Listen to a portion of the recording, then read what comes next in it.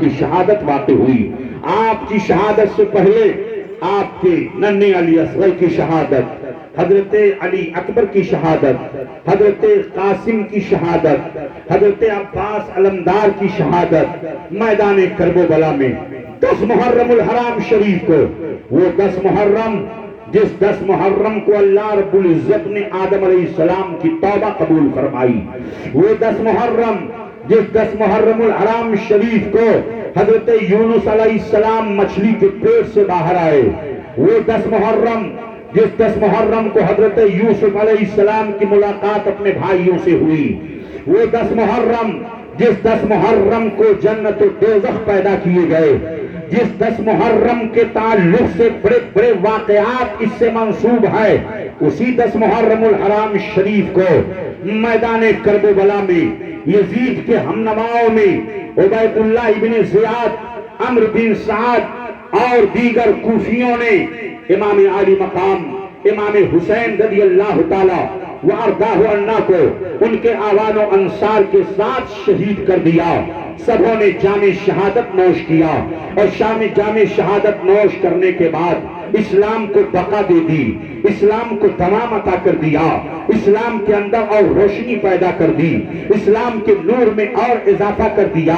آپ غور فرمائیے کہ اللہ کے پیارے حبیب تاجدار مدینہ جناب محمد الرسول اللہ صلی اللہ تعالی علیہ وسلم کے تعلق سے حضرت عبداللہ ابن عباس رضی اللہ عنہ بیان فرماتے ہیں کہ میں نے دیکھا خواب کے اندر کہ اللہ کے پیارے رسول صلی اللہ تعالی علیہ وسلم کے ہاتھ میں ایک بوتل ہے، اس بوتل میں خون بھرا ہوا ہے. میں نے بارگاہ رسالت میں عرض کیا یا رسول اللہ یہ آپ کے ہاتھ میں بوتل کیسی ہے اور اس کے اندر خون کیسا ہے؟ تو اللہ کے حبیب ارشاد فرماتے ہیں کہ یہ میدان کربلا میں جام شہادت نوش کرنے والے شہداء کا خون ہے جو آج صبح ہی سے میں اس کو جمع کر رہا ہوں، آج ہی سے میں اس کو صبح ہی سے جمع کر رہا ہوں. حضرت عبداللہ ابن عباس فرماتے ہیں جب میں نے تاریخ دیکھی تو وہ 10 محرم الحرام شریف کا دن تھا. اللہ کے پیارے رسول تاجدار مدینہ سرور کائنات صلی اللہ تعالی علیہ وسلم کو جب حضور کے حضرت امام حسین کی ولادت کی خبر دی گئی تھی، اسی موقع پر آپ کو شہادت کی بھی خبر دی گئی تھی اور پورے عالم اسلام میں یہ خبر مشہور ہو گئی تھی کہ حسین میدان کربلا میں شہید کر دیے جائیں گے. مشیت الہی اسی میں ہے، اللہ کا ارادہ اسی میں ہے، پروردگار عالم کی مشیت یہی ہے. اسی سے اسلام کو بقا ملے گی، اسی سے شجر اسلام لہلہاتا رہے گا، اسی سے شجر اسلام میں پھول کھلتے رہیں گے کہ حسین کے خون سے اسلام کے شجر کی آبیاری کی جائے تاکہ ہمیشہ اسلام کا شجر ہرا بھرا رہے اور اس میں پھول کھلتے رہیں، اس پھول کی خوشبو سے ساری کائنات معطر ہوتی رہے. یہی اللہ کی مشیت ہے، یہی قضاء و قدرت ہے. اسی لیے میدان کربلا کا یہ سانحہ پیش آیا. اللہ کے پیارے رسول تاجدار مدینہ جناب محمد الرسول اللہ صلی اللہ علیہ وسلم ہمیشہ دعا کرتے تھے اللہم آت الحسین صبرا و اجرا. اے اللہ میرے حسین کو صبر عطا فرما، میرے حسین کو اجر عطا فرما. اے اللہ میرے حسین کو صبر اور اجر عطا فرما. آج حسین کی بارگاہ میں، شہداء کربلا کی بارگاہ میں کوئی ان کے نام پر غریبوں کو کھانا کھلا رہا ہے، کوئی ان کے نام پر غریبوں کو کپڑا پہنا رہا ہے، کوئی ان کے نام پر اپنے گھر میں ایصال ثواب کی محفل رکھ رہا ہے، کوئی اپنے گھر میں ان کے ایصال ثواب کے لیے قرآن کی تلاوت کر رہا ہے. کتنا ثواب جاری ہے بارگاہ امام حسین میں، آپ غور فرمائیے، اندازہ نہیں لگا سکتے ہیں، آپ اس کا حد و شمار نہیں کر سکتے ہیں. حضرت امام حسین رضی اللہ تعالی وارضاہ عنہ کے لیے صبر اور اجر کی دعا کی گئی تھی اور اللہ تبارک و تعالی نے اپنے محبوب کی زبان سے نکلی ہوئی دعا کو اللہ نے قبول فرما لیا. اعلیٰ حضرت عظیم البرکت اسی طرف اشارہ کرتے ہوئے فرماتے ہیں کہ نبی پاک رحمت عالم سرور کائنات صلی اللہ تعالی علیہ وسلم جو دعا فرما دیں رب تعالیٰ اسے اپنی بارگاہ میں قبول فرما لیتا ہے. دعا بن کے نکلی دعائے محمد زہ عزت و اطلاع محمد کہ ہے عرش حق زیر پائے محمد.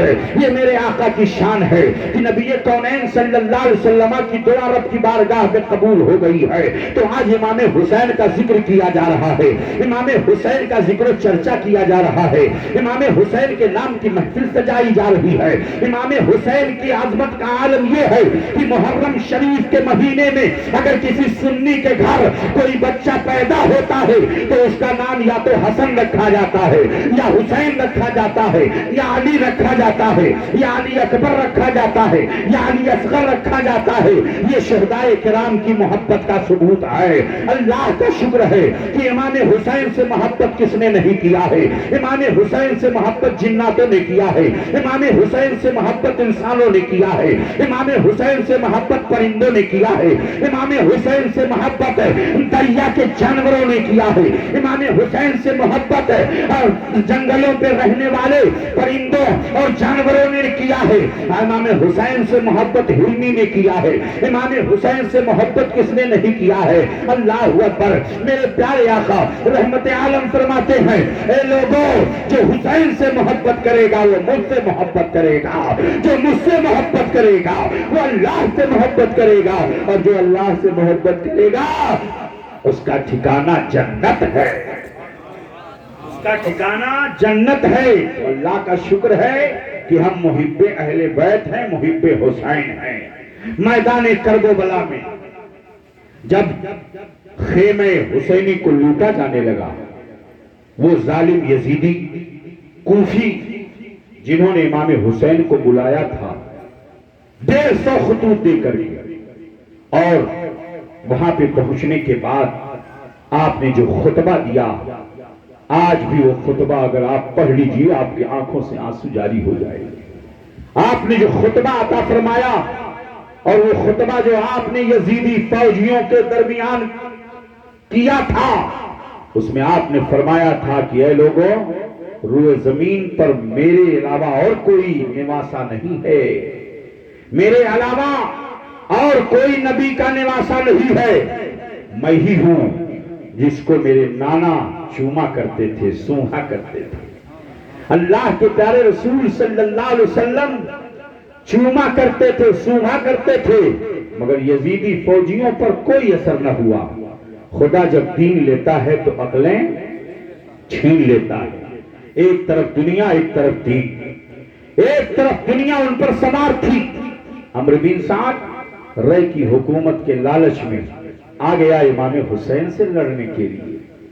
40,000 کی فوج جو ایران کے کفار و مشرکین سے لڑنے کے لیے جا رہی تھی, وہی فوج اس کا نصف حصہ میدان کربلا کی طرف بھیج دیا گیا.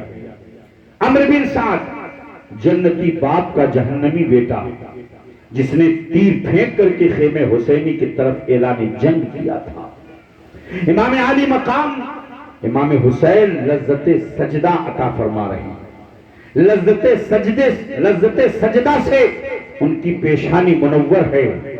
عاشورہ کی وہ مقدس رات کہ جب اہل بیت اطہار رب کی یاد میں مگن ہے, صبح ہوگی تو یزید کے ظلم و جفا کی تلوار چلے گی, عمرو بن سعد کا تیر پھینکا جائے گا, رجال الغیب آ رہے ہیں, انوار و تجلیات کی برسات ہو رہی ہے.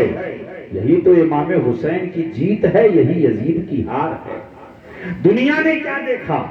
دنیا تو یہ سمجھ رہی تھی کہ اب حسین کا نام لیوا کوئی نہیں رہ جائے گا, مگر امام علی مقام امام حسین کی شہادت کے بعد پورے روئے زمین پر بسنے والے انسان, چاہے وہ دنیا کے کسی بھی حصے میں رہنے والے ہوں, ان کے دلوں میں اللہ نے محبت حسینی کا چراغ جلا دیا, اور ہر کوئی امام حسین سے محبت کا دم بھرنے لگا. یزید کا نام لیوا کوئی نہیں. آپ پورے بھارت میں ایل وارڈ سے آپ نکال لیجئے اس کے ناموں کی فہرست, کوئی آپ کو یزید نام کا شخص نظر نہیں آئے گا. مگر انسانوں سے نسبت حسین کو، زمین سے نسبت حسین کو، آپ دیکھیں گے کہیں حسینی چوک نظر آئے گا، سبحان اللہ، کہیں حسینی محلہ نظر آئے گا۔ گونڈا شہر کے قریب ایک حسین آباد کر کے ایک گاؤں ہے، حسین کے نام سے گاؤں کو منسوب کیا گیا، حسین کے نام سے زمین کو منسوب کیا گیا، یہاں تک کہ ریل منتری کو، بھارت کے ریل منتری کو ایک ریل چلانی پڑی جو ممبئی سے حیدرآباد کی طرف جاتی ہے، اس کا نام ہی رکھ دیا گیا حسین ساگر، حسین ساگر، ٹرین سے نسبت حسین کو کی گئی۔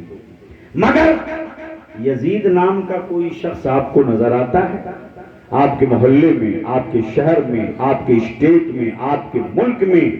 نہ یزید سے زمین کو منسوب کیا گیا، یہاں تک کہ اپنے کتوں کا نام رکھنے والے کوئی ٹامی رکھ دیتا ہے، کوئی بونی رکھ دیتا ہے، کوئی کچھ رکھ دیتا ہے، مگر اپنے کتے کا بھی نام کوئی یزید نہیں رکھتا ہے۔ یزید نام سے اتنی نفرت ہو گئی، ظلم و جفا کی ایسی آندھی چلی کہ اس کے بعد سے یزید دنیا سے، ذہن و فکر سے، دل سے لوگوں کے وہ ختم ہو گیا۔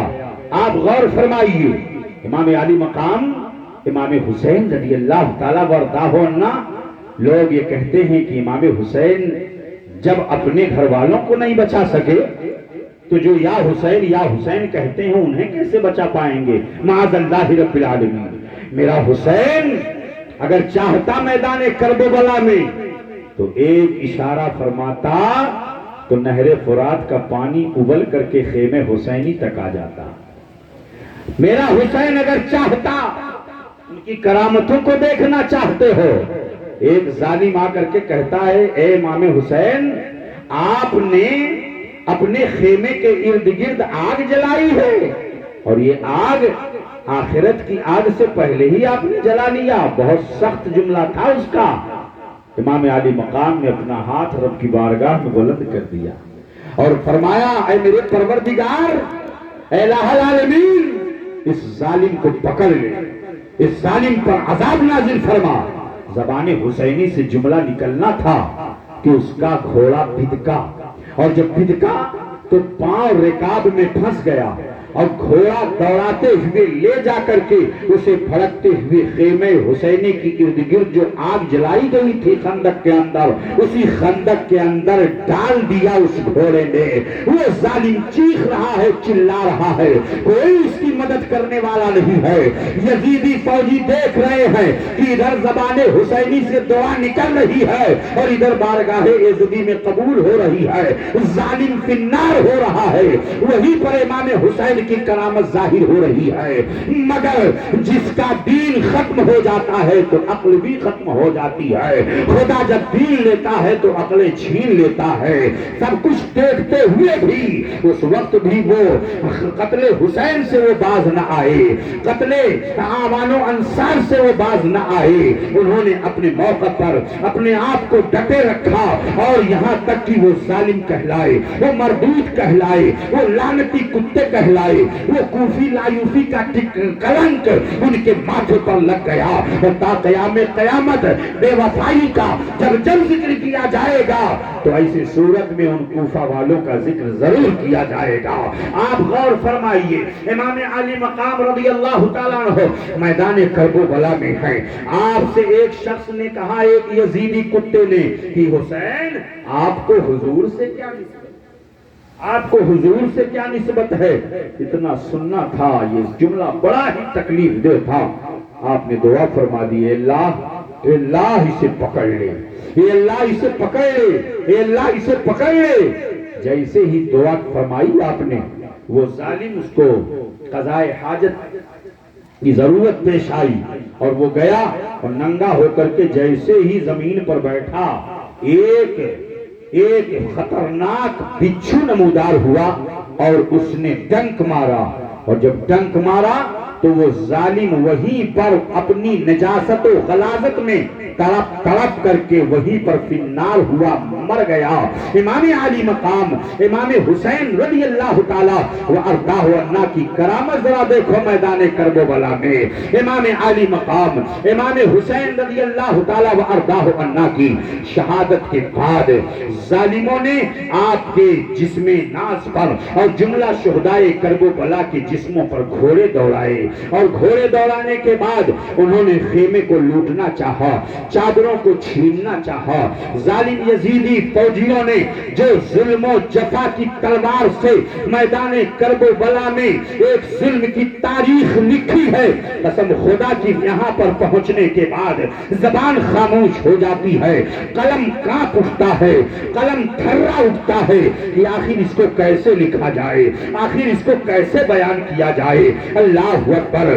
آپ ذرا دیکھیے دنیا یہ سمجھ رہی تھی کہ حسین ہار گئے, یزید جیت گیا. نہیں, حسین کبھی ہارے نہیں ہے, حسین تو ہمیشہ جیتتے ہوئے آئے ہیں. حسین جب مدینہ میں تھے تب بھی جیت رہے تھے, حسین سے جب مدینہ کے اندر بیعت کا مطالبہ کیا گیا تھا تب بھی حسین جیت رہے تھے. حسین جب مدینہ چھوڑ کر کے مکہ آئے تب بھی حسین جیت رہے تھے. جب امام حسین کو امام مسلم بن عقیل کے اور ان کے دونوں شہزادوں کی خبر دی گئی تب بھی حسین جیتے ہوئے تھے. حسین کی جیت کا نقشہ میں آپ کو دکھاتا ہوا چلوں اور یزید کی ہار کا نقشہ دکھاتا ہوا چلوں. امام علی مقام امام حسین رضی اللہ تعالی وارضاہ عنہ میدان کربلا کی طرف جب چلے تھے تو کچھ خبر دینے والوں نے خبر دیا تھا کہ آپ وہاں نہ جائیے, وہاں نہ جائیے, یزیدیوں کے ہاتھ میں تلوار ہے. اس لیے آپ سے محبت کا دم پہلے وہ بھرتے تو تھے لیکن آج ابن زیاد پہنچ چکا ہے اور اس نے سارے معاملات کو کنٹرول میں کر لیا ہے.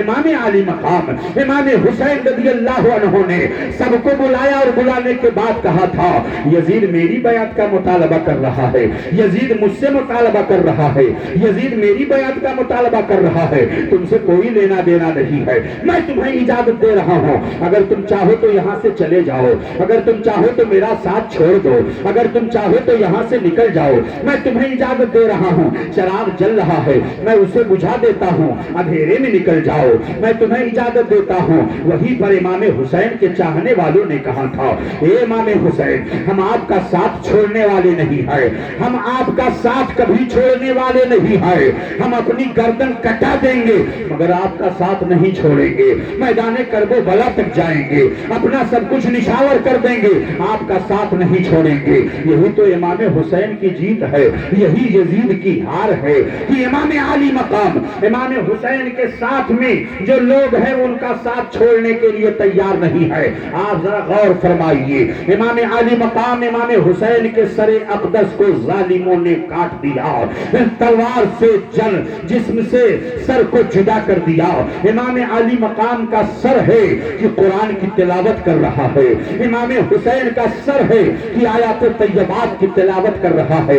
امام حسین رضی اللہ تعالیٰ وارضاہ عنہ کے سر کو نیزوں پر اٹھایا گیا اور نیزوں پر اٹھانے کے بعد کوفہ کی گلیوں میں پھرایا گیا, کوفہ کی گلیوں میں پھرانے کے بعد یزید کے پاس لے جایا گیا. آپ ذرا غور فرمائیے وہ کتنا اندوہناک منظر رہا ہوگا, وہ کتنا درد و غم بھرا منظر رہا ہوگا جب امام زین العابدین رضی اللہ تعالی وارضاہ عنہ نے میدان کربلا سے مدینہ منورہ کی جانب استغاثہ پیش کرتے ہوئے کہا تھا وا محمدا وا محمدا وا محمدا وا محمدا. اے حسین کے نانا دیکھو دیکھو میدان کربلا میں اب اکیلا زین العابدین بچا ہے, نہ امام حسین ہے, نہ آپ کے نواسے ہیں, نہ علی اکبر ہے, نہ علی اصغر ہے, نہ قاسم ہے, نہ علمبردار ہے, کوئی موجود نہیں ہے. یہ سیدانیہ ہے, یہ لٹا پٹا قافلہ ہے. ان التیاری حسبا ان التیاری حسبا. اس طریقے پر جو درد و غم بھرے اشعار پیش کیے گئے تھے قسم خدا کی کلیجہ پھٹ جاتا ہے, آنکھ سے آنسو نہیں خون جاری ہو جاتا ہے. امام علی مقام امام حسین رضی اللہ عنہ کے صاحبزادے نے جو بارگاہ رسالت میں استغاثہ پیش کیا تھا, اسی لیے تو اہل سنت و جماعت کا عقیدہ یہ ہے کہ ہم اپنے نبی کو پکارتے ہیں, اپنے گھر میں رہتے ہیں تب بھی پکارتے ہیں, دکان میں رہتے ہیں تب بھی پکارتے ہیں، مکان میں رہتے ہیں تب بھی پکارتے ہیں، یہاں بھی رہتے ہیں تب بھی پکارتے ہیں، کہیں بھی رہتے ہیں تب بھی پکارتے ہیں۔ اور ہمارا عقیدہ ہے کہ میرے آقا گنبد خضرا میں رہتے ہوئے ہم غلاموں کی پکار کو اور ان کے استغاثہ کو میرے آقا سماعت فرما رہے ہیں، اور نبی کونین فریاد کو سن بھی رہے ہیں اور فریاد کو پہنچ بھی رہے ہیں۔ اللہ اکبر۔ اسی لیے تو اعلیٰ حضرت عظیم البرکت فرماتے ہیں کہ دور نزدیک کے سننے والے وہ کان، دور نزدیک کے سننے والے وہ کان، کان لال کرامت پہ لاکھوں سلام، لاکھوں سلام۔ اب آپ غور فرمائیے امام زین العابدین کا عقیدہ تھا کہ نہیں تھا؟ امام زین العابدین کا عقیدہ تھا کہ نانا جان میدان کرب و بلا سے ہماری بات سن رہے ہیں، تبھی تو پکارا۔ اور حضرت زینب رضی اللہ تعالی عنہا ان کا بھی یہی عقیدہ تھا کہ نانا جان سن رہے ہیں، تبھی تو پکارا۔ یہی سے اہل سنت و جماعت کا عقیدہ روز روشن کی طرح واضح ہو گیا کہ اللہ کا شکر ہے کہ ہم اہل سنت و جماعت صحابہ کرام، ائمہ اعظام، تابعین اور بزرگوں کے نقش قدم پر ہیں، اور جو ان کا عقیدہ تھا وہی الحمدللہ ہمارا بھی عقیدہ ہے۔ اللہ کا لاکھ لاکھ شکر ہے۔ امام زین العابدین سے جب پوچھا گیا تھا کہ آپ بتائیے کہ آخر وقت میں جب قیامت قریب آئے گی تو ایسی صورت میں سب سے اللہ کی مقرب اور جنت میں جانے والی جماعت اور ہدایت پر قائم رہنے والی جماعت کون ہوگی؟ تو آپ نے فرمایا تھا کہ جو سب سے زیادہ نبی اور آل نبی پر درود پڑھا کرے۔ جو جماعت نبی اور آل نبی پر سب سے زیادہ درود پڑھے گی وہی جنت میں جانے والی جماعت ہوگی۔ تو اب آپ غور فرمائیے، آج سنی سب سے زیادہ درود پڑھتا ہے کہ نہیں پڑھتا؟ اذان سے پہلے بھی پڑھتا ہے، اذان کے بعد بھی پڑھتا ہے، اقامت سے پہلے بھی پڑھتا ہے، نماز کے بعد جب دعا مانگتا ہے تو دعا سے پہلے بھی پڑھتا ہے، دعا ختم ہونے سے پہلے بھی پڑھتا ہے۔ سب سے زیادہ اگر درود نبی اور آل نبی پر پڑھنے والی قوم ہے تو وہ اہل سنت و جماعت ہے۔ حضرت امام زین العابدین رضی اللہ تعالیٰ عنہ ساتھ میں چلے۔ اب یہی سے آپ نقشہ ملاحظہ فرمائیے کہ مابعد کربلا امام علی مقام امام حسین کے سر کو یزیدی کتے نیزے پر لے کر کے جا رہے ہیں۔ راستے میں ایک گرجا گھر پڑا، چرچ، وہاں ایک بہت پرانا پادری بوڑھا، اس نے جب دیکھا کہ لٹا پٹا قافلہ جا رہا ہے، اس نے پوچھا کہ یہ بتاؤ کون لوگ ہو تم؟ یہ لٹا پٹا قافلہ، چھوٹے چھوٹے بچے، اور اس میں یہ سیدانیاں، یہ کیا بات ہے؟ کسی نے کہا کہ یہ امام علی مقام امام حسین رضی اللہ تعالیٰ عنہ کے گھر والے ہیں، اور میدان کرب و بلا میں یہ سانحہ پیش آ گیا ہے، یزید کے فوجیوں نے ان کے اوپر حملہ کر کے ان کو قتل کر دیا ہے، اپنے طور پر بتانے والوں نے بتایا۔ جب اس پادری نے سنا اس بات کو تو کہا واہ، کیسے تم لوگ ہو کہ ایک طرف نبی اور آل نبی پر درود پڑھتے ہو اور انہی کی آل کو تم نے قتل کر دیا؟ تم سے بڑا ظالم ہوئے زمین پر کوئی نہیں ہوگا۔ ارے تم نے کیسے انہیں قتل کر دیا؟ میں تم پر لعنت بھیجتا ہوں۔ اس نے برا بھلا کہا اور کہا ایسا کرو، کاش کہ تم ایک رات کے لیے اس سر کو مجھے حوالے کر دیتے، ایک رات کے لیے، اور اس کے عوض میں تمہیں 10,000 دینار دوں گا۔ درہم و دینار کے لالچی تو پہلے سے تھی، انہوں نے جب 10,000 سنا تو فوراً سودا کر لیا۔ 10,000 میں سر امام کو انہوں نے ایک رات کے لیے اس پادری برٹش کے حوالے کر دیا۔ اب اس پادری کی قسمت کا ستارہ کیسے بلند ہوا؟ اس نے کہا اچھا ٹھیک ہے، لے کر کے گیا، سر امام کو اس نے دھویا، جو خون اور پانی جو یا گرد و غبار جو لگے ہوئے تھے اس نے اسے دھویا، اور دھونے کے بعد اس نے خوشبوؤں میں معطر کیا، خوشبو لگایا، اور خوشبو لگانے کے بعد بڑی محبت سے سر امام کو دیکھ رہا ہے، ٹکٹکی باندھ کے دیکھ رہا ہے، رات کی تاریکی پھیلی ہوئی ہے، سارے یزیدی کتے خیمہ لگا کر کے سو رہے ہیں، مگر وہ پریٹسٹ، وہ پادری، وہ چرچ کا پادری، وہ چرچ کا پوپ، اس نے سر امام کو محبت سے دیکھنا شروع کیا، اور دیکھتے دیکھتے اچانک کیا دیکھتا ہے کہ سر امام سے نور کا ایک جھالا نکلا اور چھت پھٹی ہے، آسمان سے نور کی برسات ہو رہی ہے، اور انوار و تجلیات سے امام حسین کا سر منور ہے، خوشبو برس رہی ہے۔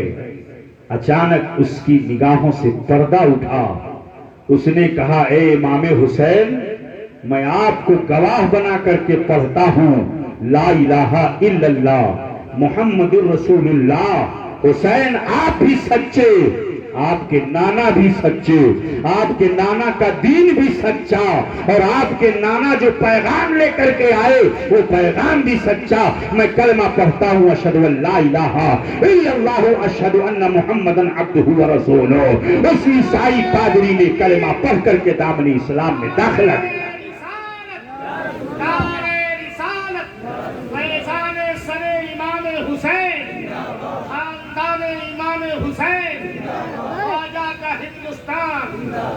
یہی امام حسین کی جیت ہے اور یہی یزید کی ہار ہے۔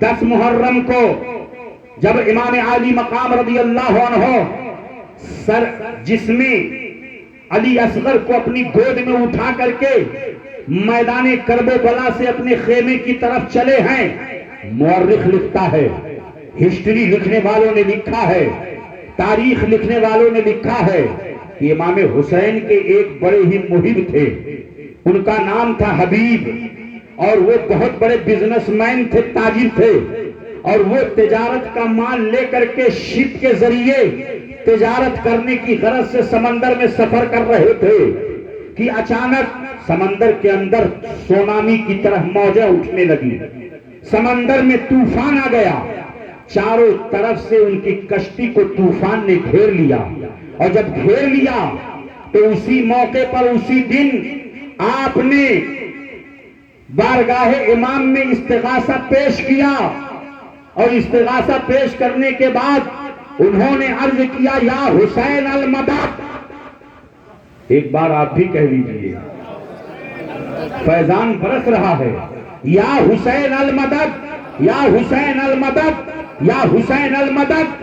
اتنا کہنا تھا، وہ کشتی جو ہچکولے کھا رہی تھی، وہ کشتی جو قریب تھا کہ سمندر کے اندر ٹائٹینک کی طرح ڈوب جائے، وہ کشتی جو سمندر میں ڈوبنے والی تھی، ادھر امام حسین کی بارگاہ میں انہوں نے استغاثہ پیش کیا تو فرماتے کیا ہے، میں نے دیکھا کہ امام عالی مقام سطح سمندر پر اپنے ہاتھ میں ننھے علی اصغر کو لیے چلے آ رہے ہیں، بال بکھرا ہوا ہے، خون کے فوارے جسم پر آئے ہوئے ہیں، اور پورے جسم کے جگہ جگہ پر کپڑوں پر خون کے دھبے ہیں۔ میں نے عرض کیا حضور آپ کہاں سے تشریف لا رہے ہیں؟ تو امام حسین فرماتے ہیں ابھی ہرملہ کے تیر نے میرے ننھے علی اصغر کو شہید کر دیا ہے، میں اس کی لاش کو لے کر کے اپنے خیمے کی طرف بڑھ رہا ہوں، اتنے میں تمہارا استغاثہ میری بارگاہ میں پہنچا۔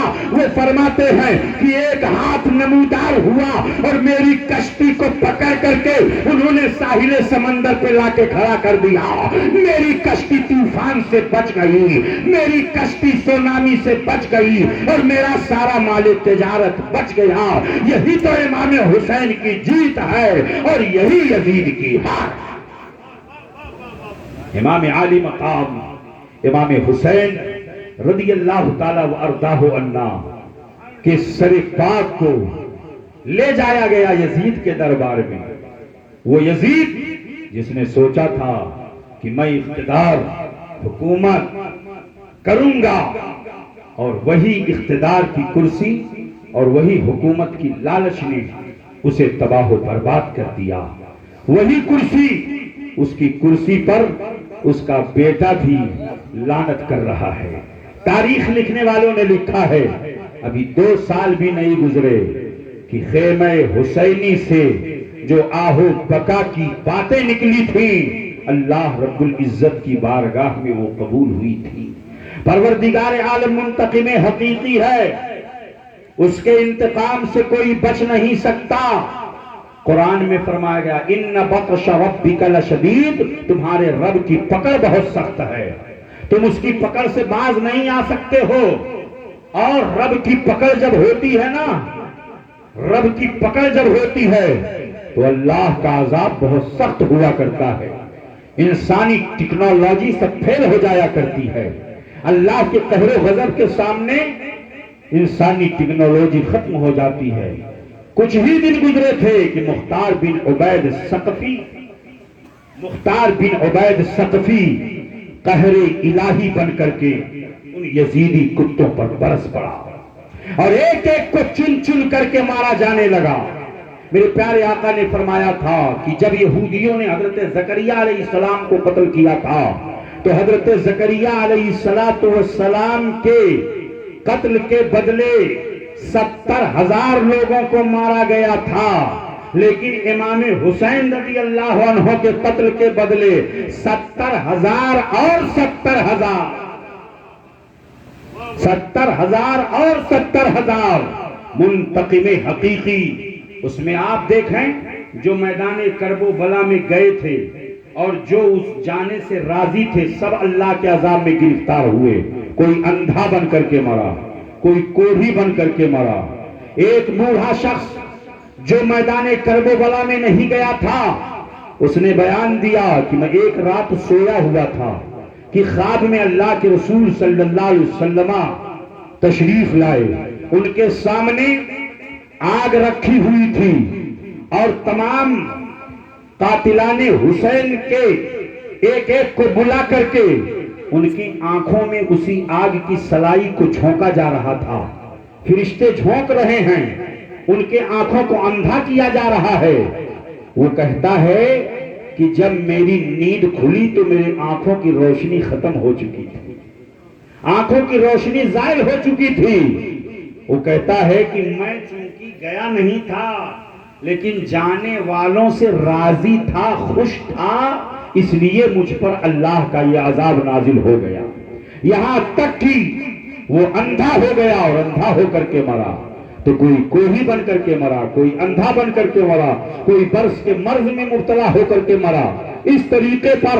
لیکن مختار بن عبید ثقفی نے جب اپنی تلوار نیام سے نکالی تو جو مخصوص قاتلین تھے، جس میں حرملہ بن کاہل، جس میں شبت بن ربعی، جس میں عمرو بن سعد، جس میں ابن زیاد، اور جو مختلف یزید کے حکم پر جنہوں نے ظلم و جفا کی تلوار چلائی تھی، ایک ایک کو قتل کرنے کے لیے اس نے فوجیوں کو روانہ کیا۔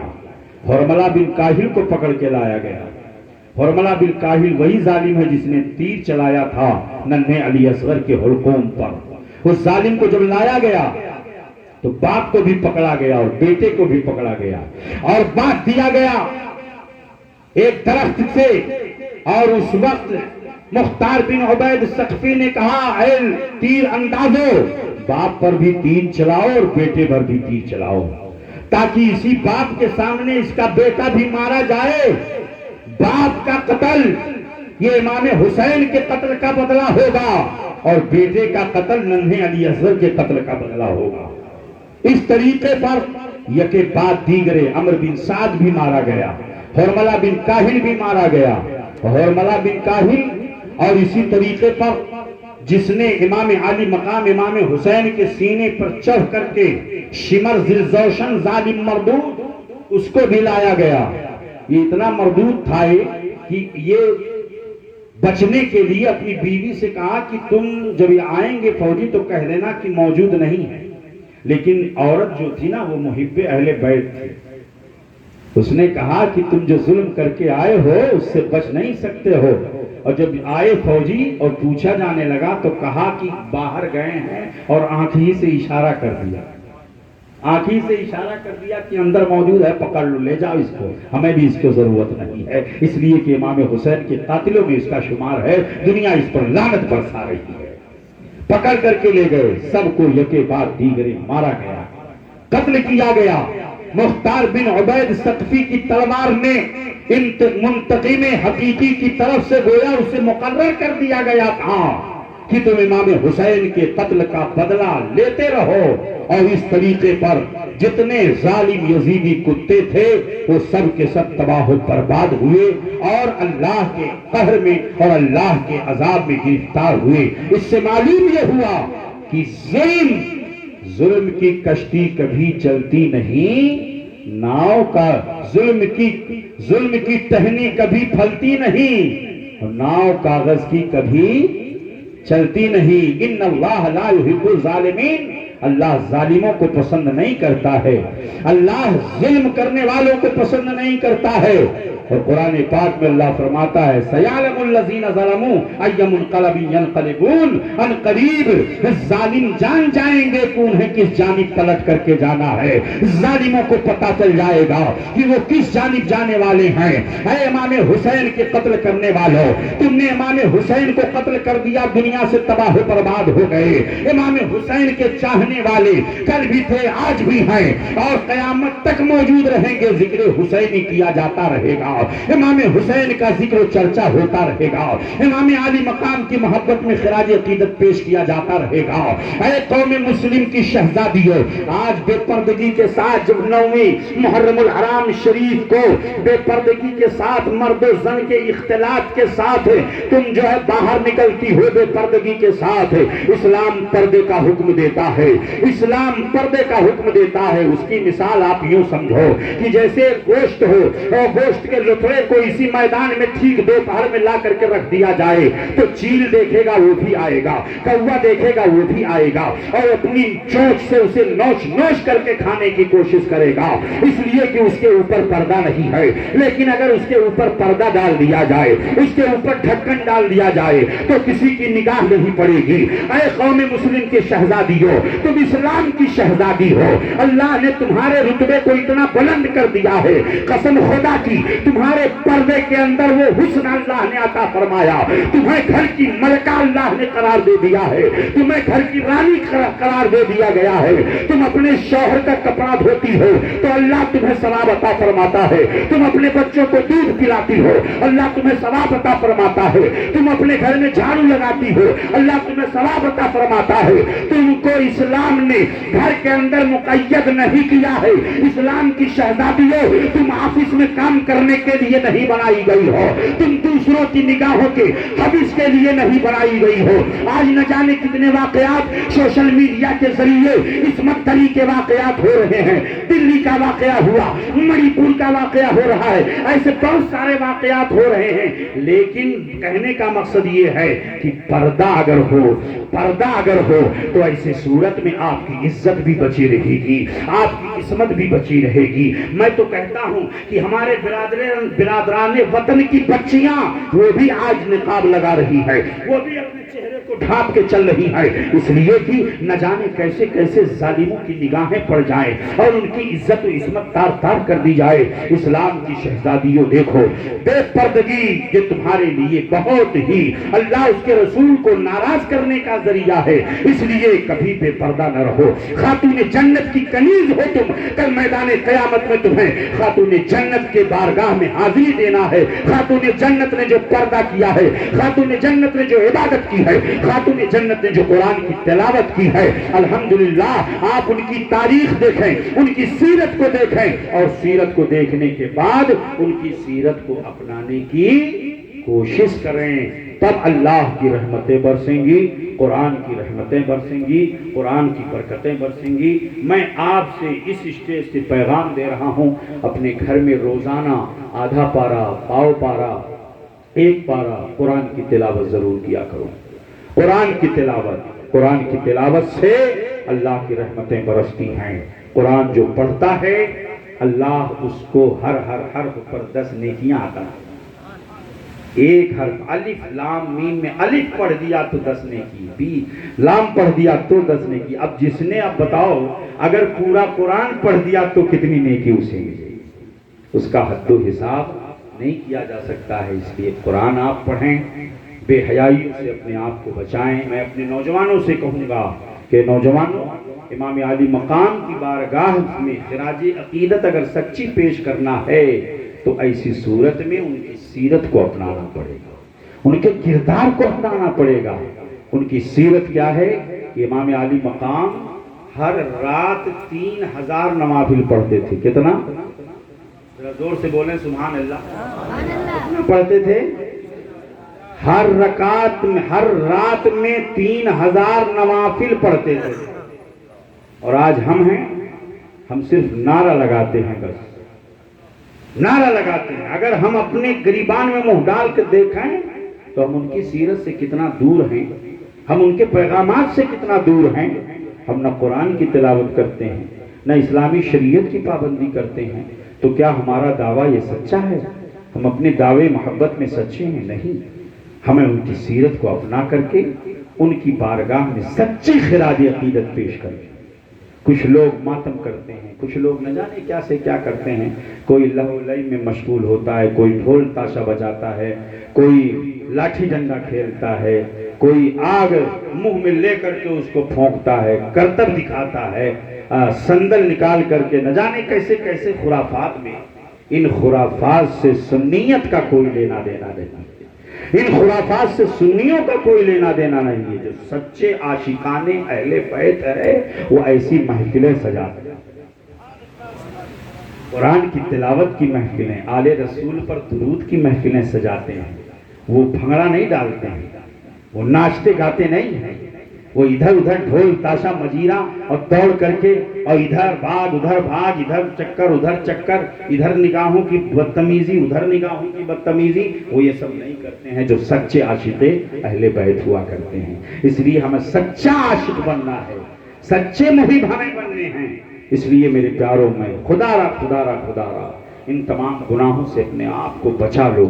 قیامت قریب ہے اور زندگی بڑی مختصر ہے، کب موت آ جائے کچھ معلوم نہیں ہے کسی کو۔ اس لیے مرنے سے پہلے کچھ ایسا کام کر جاؤ کہ اللہ اس کے رسول کی رضا حاصل ہو جائے، اللہ اس کے رسول کی رضا حاصل ہو۔ اور ایسے موقع اللہ دیتا ہے۔ 10 محرم الحرام شریف کی جو رات ہے نا، عاشورے کی رات، بڑی مبارک رات ہے۔ آپ اس رات سونا نہیں، آپ اس رات مسجد میں جا کر کے قرآن کی تلاوت کریں، آپ اس مسجد میں جا کر کے اپنی محلے کی مسجد میں رات بھر نوافل پڑھ کر کے رونا گڑ گڑانا، رب کی بارگاہ میں دعائیں کرنا، اپنے گناہوں کو سوچ کر کے رونا رب کی بارگاہ میں کہ میرے مولا مجھ سے سال بھر میں یہ خطا ہوئی ہے، مجھے معاف فرما دے، حسین کے صدقے میں معاف فرما دے، اہل بیت کے صدقے میں معاف فرما دے۔ ماؤں بہنوں، تم بھی اپنے گھر میں بیٹھ کر کے محفلیں درود پاک سجا کر کے سب لوگ اپنے ہاتھوں کو رب کی بارگاہ میں اٹھا کر کے امام حسین کے صدقے میں دعا مانگو گی۔ میرا ایمان ہے، میرا عقیدہ ہے کہ امام حسین کے وسیلے سے مانگی گئی دعا کبھی اللہ اپنی بارگاہ سے رد نہیں فرمائے گا، اسے قبول کر لیا جائے گا۔ اس لیے آپ عمل صالح اختیار کیجئے، اسی میں کامیابی ہے، اسی میں کامرانی ہے۔ اعلیٰ حضرت عظیم البرکت فرماتے ہیں، تیرے غلام کا نقش قدم ہے راہ خدا، تیرے غلاموں کا نقش قدم ہے راہ خدا، تیرے غلاموں کا نقش قدم ہے راہ خدا، وہ کیا بھٹک سکے جو یہ سراغ لے کے چلے، وہ کیا بھٹک سکے جو یہ سراغ لے کے چلے، لحد میں عشق رخ شہ کا داغ لے کے چلے، اندھیری رات سنی تھی چراغ لے کے چلے۔ اور اس موقع پر ہم تو پورے ہندوستان میں جاتے ہیں اور جہاں جاتے ہیں ہمارا پولیس محکمہ چاہے وہ کسی بھی اسٹیٹ کا ہو، کسی بھی اسٹیٹ کا ہو، یو پی کے اندر پروگرامات بہت ہوتے ہیں اور ہماری یو پی پولیس روزانہ اتنی مستعدی کے ساتھ، ابھی میں راستے سے آ رہا تھا، کئی جگہوں پر جلوس نکالے گئے تھے، بڑی مستعدی کے ساتھ یہ اپنی ڈیوٹی کو انجام دیتے ہیں۔ کوئی بھی پرو آئے، کوئی بھی تیوہار آئے، یہ رات بھر جاگتے ہیں اور ہم سکون سے اپنے تیوہار کو مناتے ہیں۔ رات بھر جاگتے ہیں ہم سکون سے اپنے پرو کو، اپنے تیوہار کو اور اپنی عیدوں کو، چاہے وہ عید الفطر ہو، چاہے عید الاضحیٰ ہو، چاہے محرم ہو، چاہے 12ویں شریف ہو، چاہے شب معراج ہو، چاہے وہ 27ویں رمضان کی رات ہو، رمضان شریف کا پورا مہینہ، یہ اتنی مستعدی کے ساتھ یہ ڈیوٹی انجام دیتے ہیں۔ یہ لائق تحسین ہیں، لائق مبارکباد۔ میں بمبئی میں تقریر کر رہا تھا، وہاں کے جو اس پولیس اسٹیشن کے جو بڑے صاحب تھے، انہوں نے تقریر کو سننے کے بعد انہوں نے 10:30 بجے تک پرمیشن تھا، قاری صاحب اتنا خوش ہوئے، وہ آدھا گھنٹہ اور بولنے کا موقع دیا اور اسلام کی حقانیت کو میں نے بیان کیا۔ اتنا خوبصورت میسج گیا۔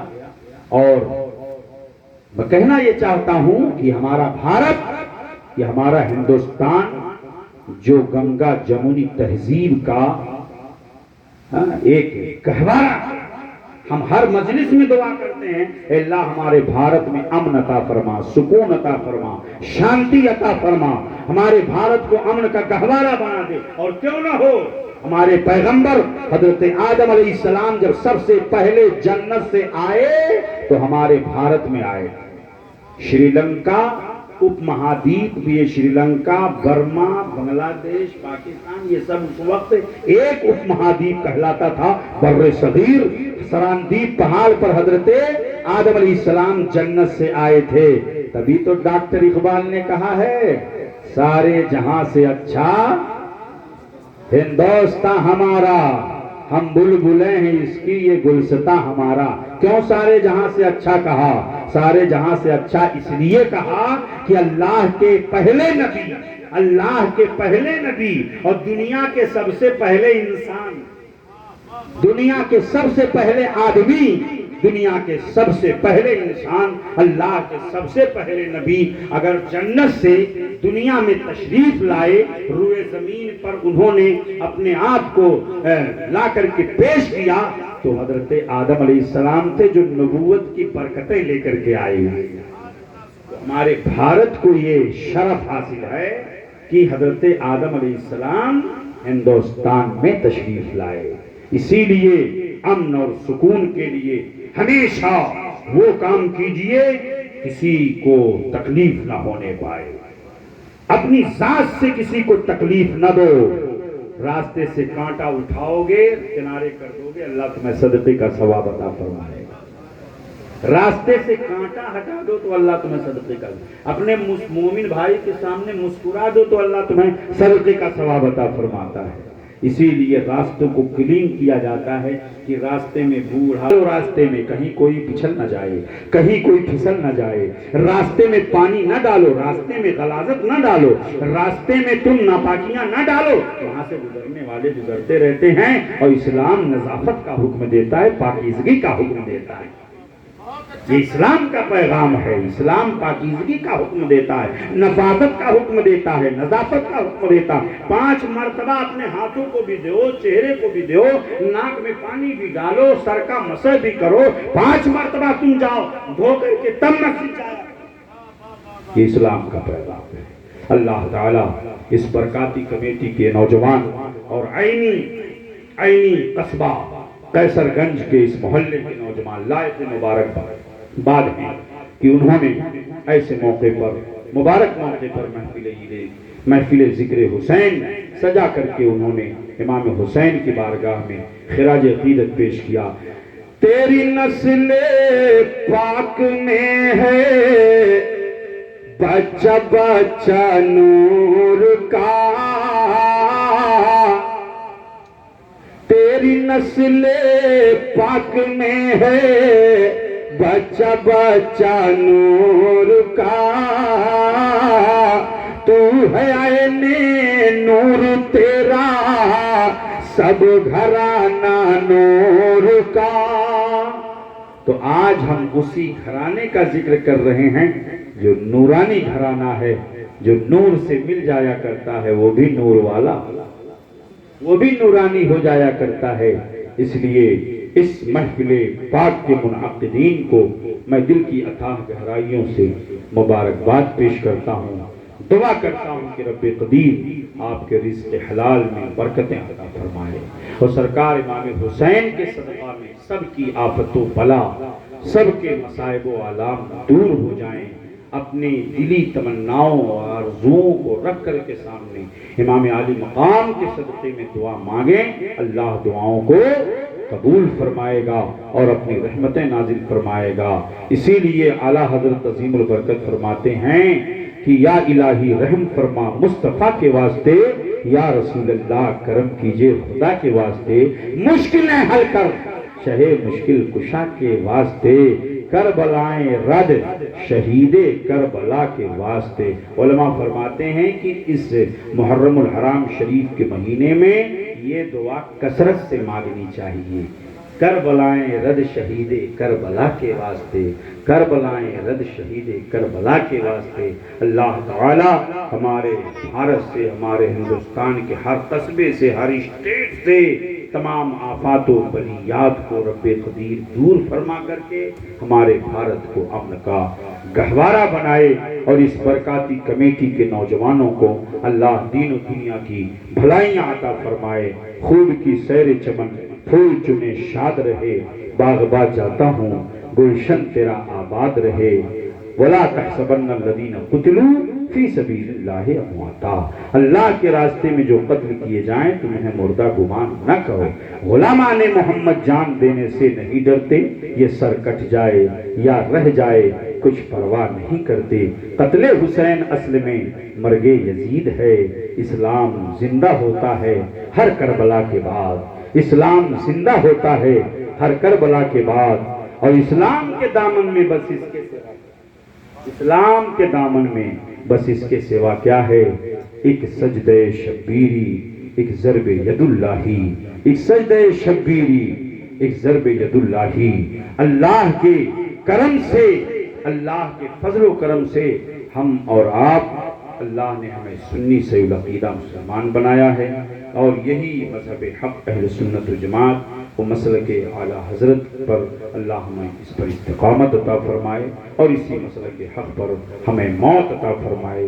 رب قدیر ہمارے گناہوں کو معاف فرمائے، گناہ صغائر گناہ کبائر کو معاف فرما کر کے ہماری ماں و بہنوں کو پردے کی توفیق، قرآن کی تلاوت کی توفیق، نوجوانوں کو، بوڑھوں کو، سب کو باجماعت خشوع و خضوع کے ساتھ مسجد میں نمازوں کی توفیق عطا فرمائے، نمازوں کی ادائیگی کی توفیق عطا فرمائے۔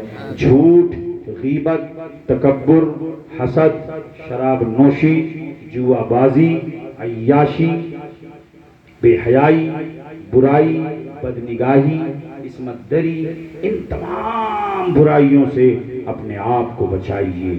نماز کی پابندی، روزے کی پابندی، نگاہوں میں پاکیزگی، زبان میں سچائی اور بزنس میں سچائی، امانت داری، صداقت، سچائی، عدل و انصاف، ماں باپ کی خدمت، رشتہ داروں سے محبت، اپنے چھوٹوں پر شفقت، بڑوں کی عزت، یہ اعمال صالحہ اپنے اندر اپنائیے تو آپ خود بھی خوش رہیں گے اور اپنی ذات سے دوسروں کے درمیان خوشیاں بانٹتے رہیں گے، اور وہی خوش رہ سکتا ہے جو دوسروں کو خوش رہنے اور دوسروں کو خوش کرنے کی کوشش کرتا ہے۔ اللہ اسے ہی حقیقی خوشیاں عطا فرماتا ہے۔ رب قدیر اس محفل پاک کو قبول فرمائے۔ وآخر دعوانا ان الحمدللہ رب العالمین وما علینا الا البلاغ المبین۔ السلام علیکم ورحمۃ اللہ تعالی وبرکاتہ۔